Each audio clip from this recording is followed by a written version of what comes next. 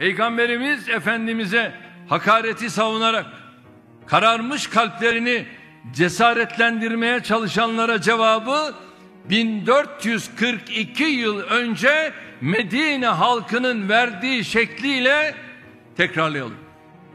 Neydi o? Ala'al bedru aleyna. Ay doğdu üzerimize. Min seniyyetil veda. Veda tepesinden. Vecebe şükru aleyna. Şükür gerekti bizlere. Ma da'a lillahi da. Allah'a davetinden. Eyyuhel mebûthü fînâ. Ey bize gönderilen elçi. Ci'te bil emril muta. Yüce bir davetle geldin. Şerraftel Medine.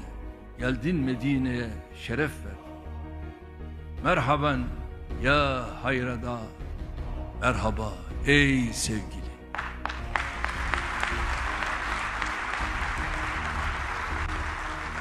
Evet, Mekke'ye, Medine'ye, Asya'ya, Afrika'ya, Avrupa'ya, tüm dünyaya, tüm alemlere ve tüm zamanlara şeref veren Peygamber Efendimiz'e yapılan saldırılara samimiyetle karşı durmak bizim şeref meselemizdir.